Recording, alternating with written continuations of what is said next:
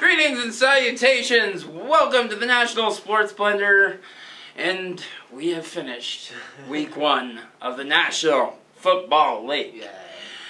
Anywho, alright, let's get to topic number 1. Oh joy, oh rapture, the Broncos wail on the Raiders. We bring in Ian Smith. By the way, I'm Chris Freud. We bring in Ian Smith, our resident Bronco fan, for analysis of this, shall we say, slapping around of the Raiders. I know Chris is a big fan of both these teams, so he was glued to his TV last night. I took a nap during the second half.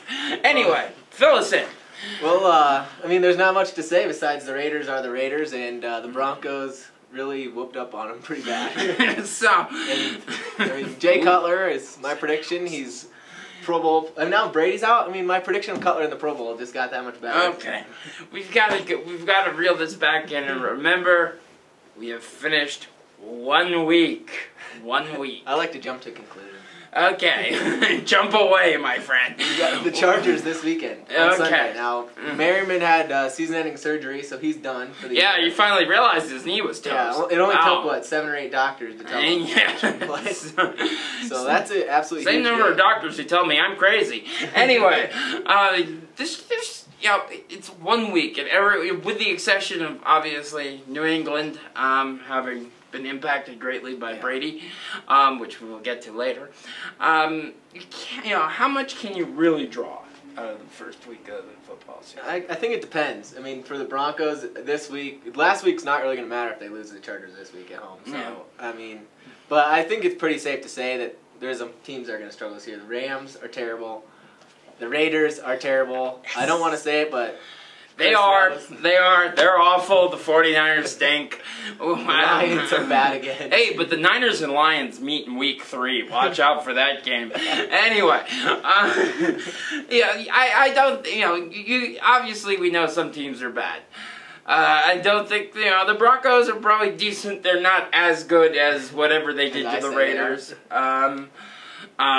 The Patriots are certainly in trouble. Yes. Colts lost.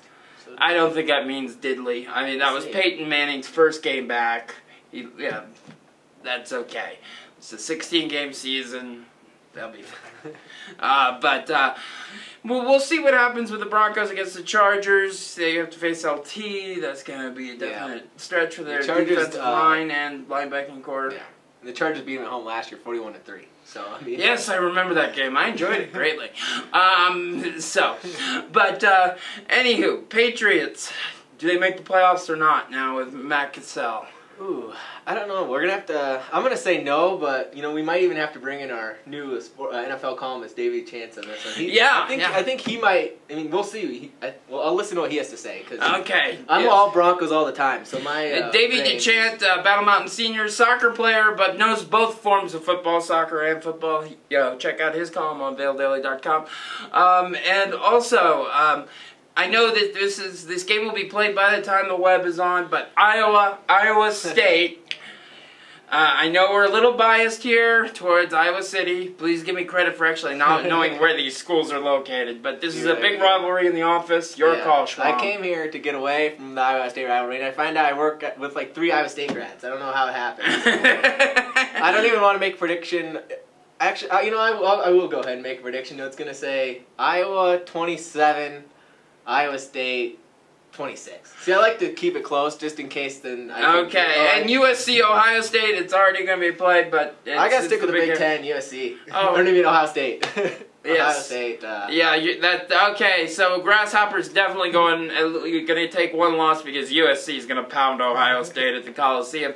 Anyway, you can check out all these wonderful national stories as well as the local scene on www.vaildaily.com, and unfortunately, we will be back next week.